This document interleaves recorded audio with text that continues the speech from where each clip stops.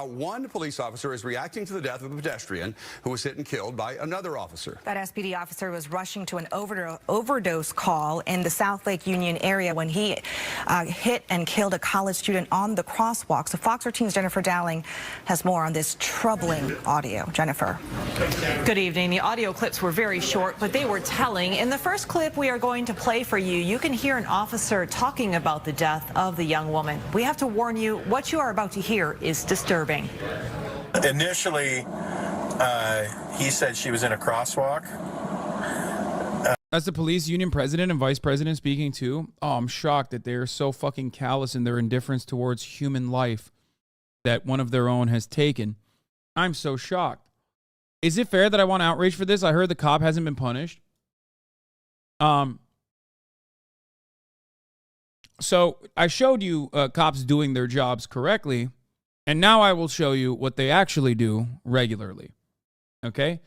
Remember, these are the people that are tasked with protecting and serving the public. As they already described, in Seattle, a dude was hitting 78 miles, according to this chatter, in a 25-mile zone. No lights on, at a red light, at an intersection, and hit and killed a pedestrian. Okay? That part of the story is fucked up, but it's a very common aspect of policing. Vehicular manslaughter is the bread and butter of the police force. The victim was a 26-year-old graduate student. Okay?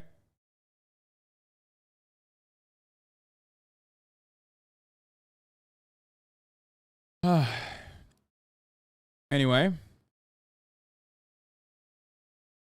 Vaughn, I'm gonna give you more details that this. Okay.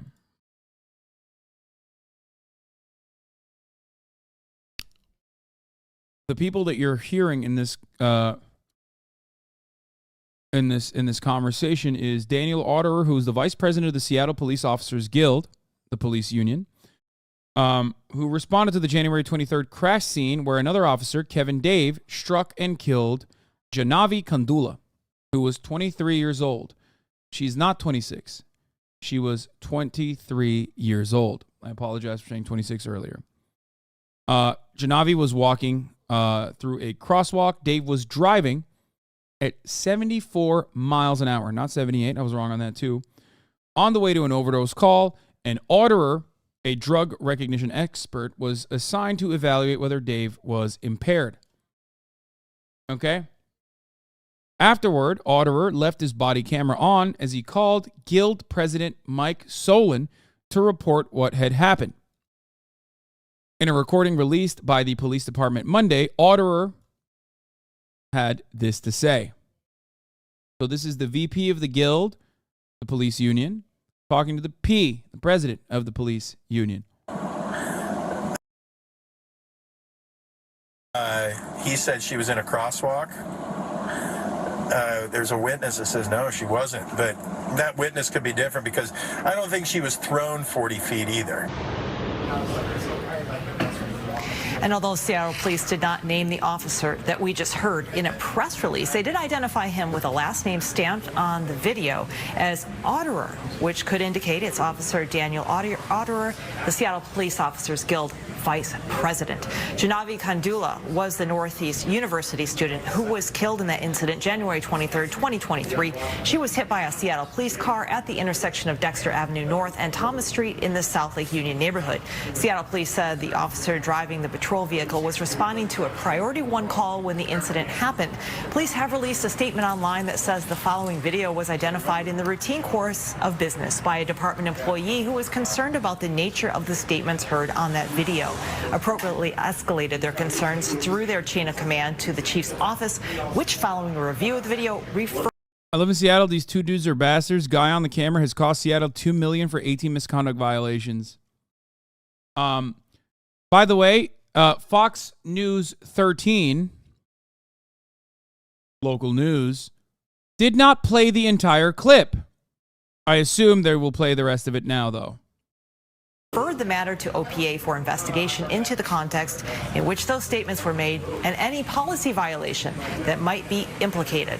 The statement went on to say this is what department policy and the city's accountability ordinance. They're basically fucking.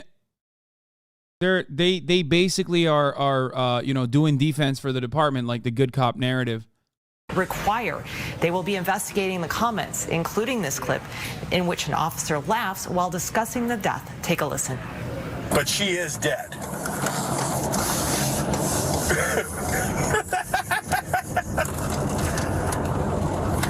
No, it's a regular person. Yeah.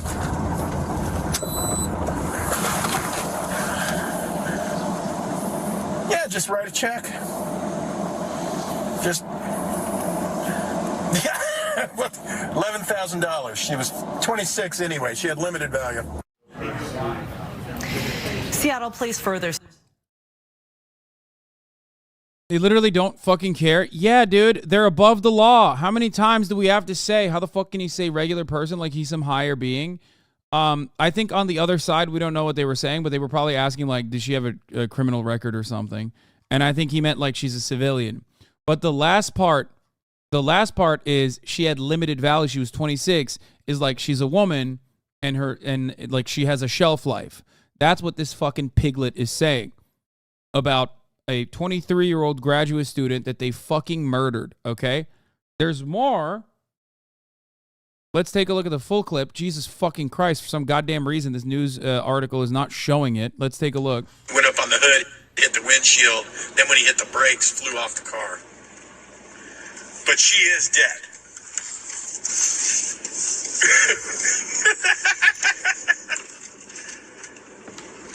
No, it's a regular person.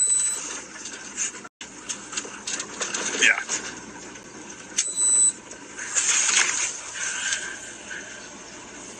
Yeah, just write a check. Just, yeah, $11,000. She was 26 anyway. She had limited value. Went up on the hood.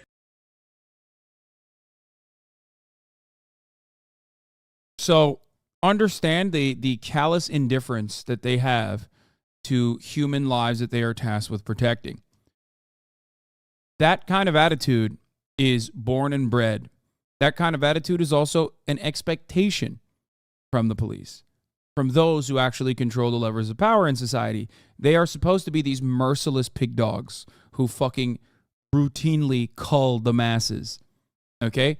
They're supposed to be devoid of empathy. They are the violent, jackbooted thugs of the state, which has a monopoly on violence.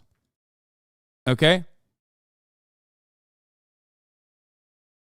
I have had so many moments like this one, and in my 10 years of covering police brutality, that is the reason why I'm not saying ban-worthy things right now. I've already said everything and more. Those who were wondering why I'm not like fucking talking about or saying things that would get me immediately banned off this platform. Most mask-off shit I've ever seen from a cop, to be honest. Well, it's because this is supposed to be a private moment where a vice president of a police union is talking to a president of a police union. Now, if the head of the snake is this fucking rotten, why do you expect the rest to not be? Okay? These are the people that are tasked with protecting, supposedly protecting, and serving the population. Okay? This is why we say there are no such thing as good cops. Okay? This is why we say all cops are bad. Because the institution is designed in a way to do this, to have this kind of criminal negligence, to have this kind of disdain for human life. Okay?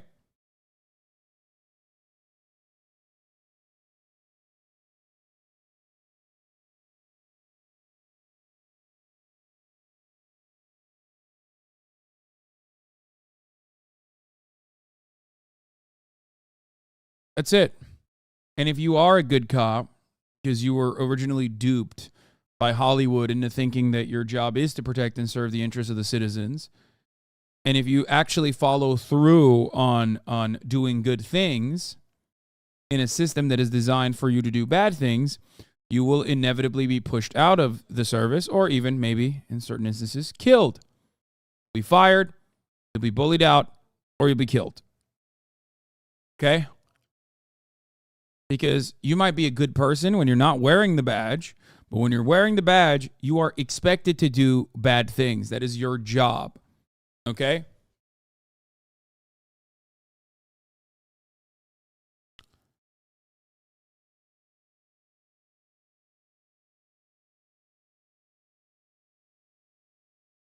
Remember that. To how what you're saying, nowhere in the law are they protected to serve, or are they supposed to protect and serve the civilians? Only scum, rich degenerates. Yeah.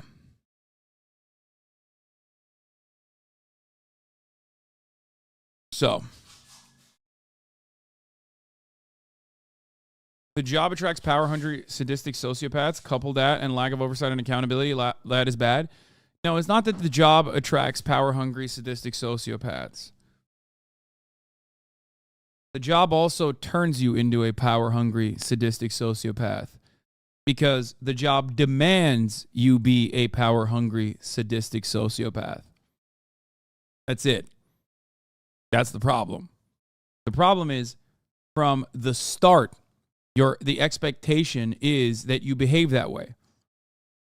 The most significant part of policing, other than fucking paperwork, taking any criminal justice class, you know this already, okay, is exercising authority.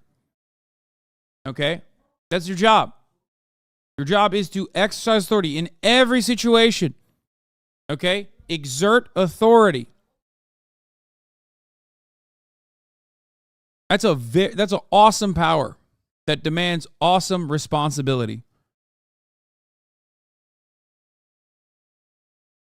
It's always going to yield these kinds of results in a society that is designed around a capitalist organization of the economy. Okay?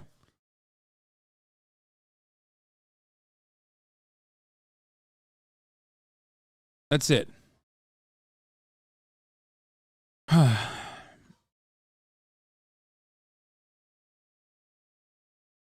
It's weird that you, no gun, no power civilian, can't say what you want and do to can't say what you want to do to that degenerate scumbag cop without being punished, but cop leader, gun and power can say and do far worse, literally kill and nothing will happen. We simply imply violence and the hammer comes down.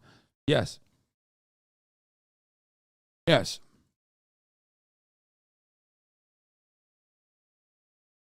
I legitimately don't understand ACAB truly. Why is it not as bigoted as saying that all of one race of people is bad? Okay, let me ask you this. Do you think all slave catchers are bad? Let's use a job from a different time and place. Okay? It's a job. Or do you think that there were some good slave catchers out there? It was illegal to free a slave. It was illegal to be a slave out in the open and try to free yourself. So technically, slave catchers were doing the bidding of the state. Were there good slave catchers that were operating with the full allowance of the law? Or do you understand that all slave catchers were doing an incredibly cruel and inhumane thing?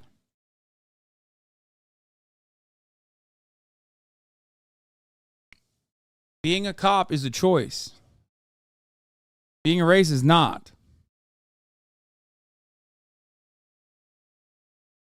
You just pushed me to the far right. Yeah.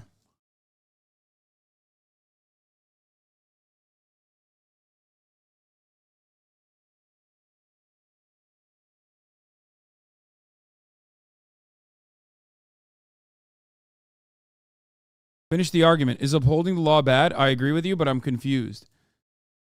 Upholding the law is bad if the laws are bad.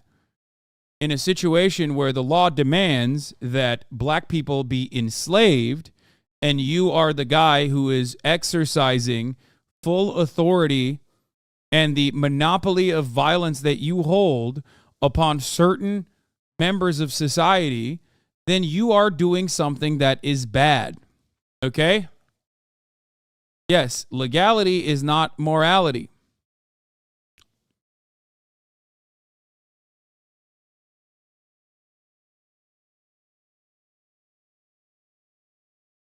Does that help you understand this? Now, the situation that I'm showing you, right? The situation that I'm showing you, this conversation, and the prior instance of a vehicular manslaughter in the hands of the SPD is not even in the books as legally permissible. The reason why I'm talking about this, okay? The reason why I'm talking about this specifically is because in this otherwise legally impermissible circumstance, you are still seeing cops who think that they're having a private correspondence with one another, cops in incredibly high positions of power. These aren't just regular cops. This is the vice president and the president of the police union, okay? Guys that are tasked with protecting bad cops. They are the worst of the bad cops, okay?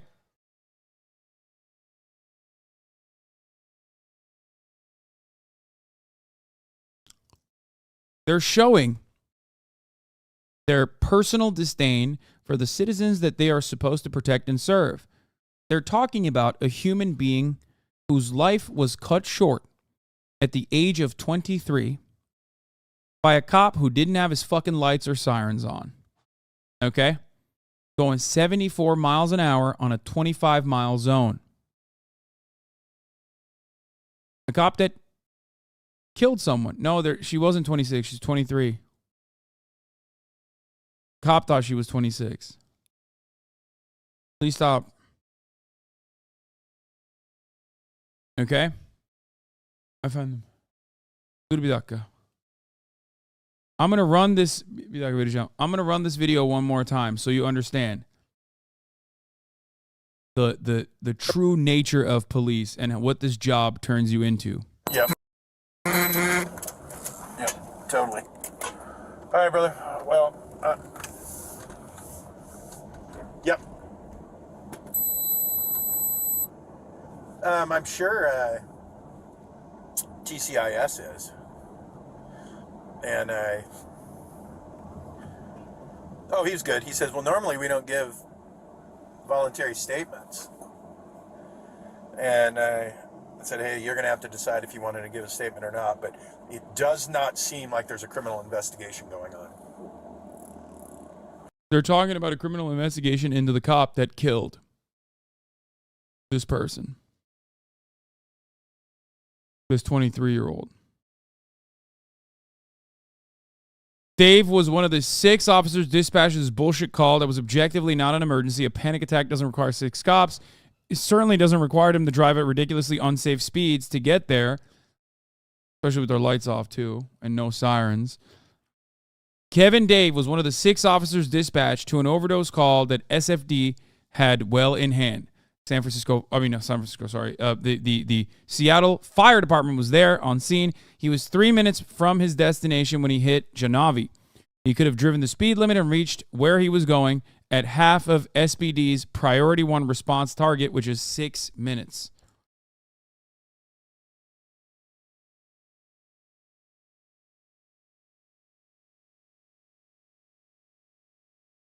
The call that he went to 78 miles per hour for a response call was someone on coke having a panic attack.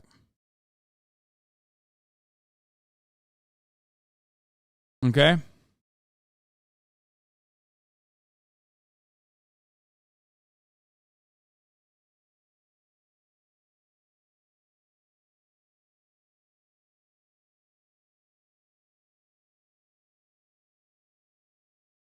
It doesn't even end there. I'm going to show you some way worse shit that the media is not talking about so far on this issue, for the record. But let's watch the full video so you guys get a better understanding, once again, of how fucking cruel and demon-like these guys are and how it's so routine for them. Otherwise, there would be other... What's that? Yeah. Otherwise, there might be other people arriving, correct? Yeah, I mean, he's going 50. That's not out of control. That's not reckless for a trained driver. Yeah, lights and sirens. Yeah. It wasn't 50, and as far as I understand, lights and sirens weren't on. But maybe I'm wrong about that. I thought the lights and sirens were off.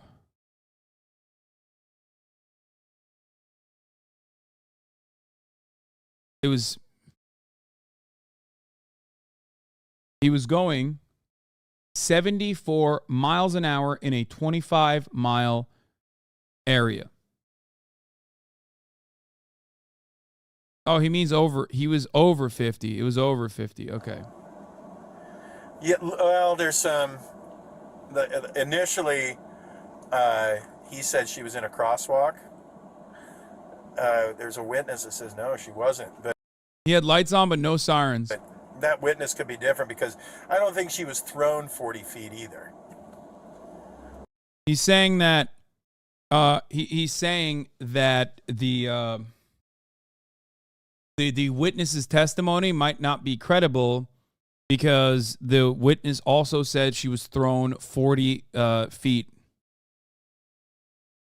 I think she went up on the hood, hit the windshield, then when he hit the brakes, flew off the car. But she is dead.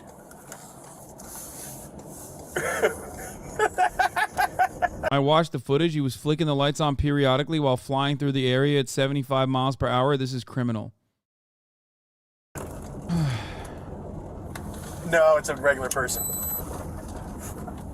Says no, it's a regular person. Okay, we're gonna do more divest SPD content. Hold on. Yeah, No, just write a check. Just yeah, $11,000. She was 26 anyway. She had limited value.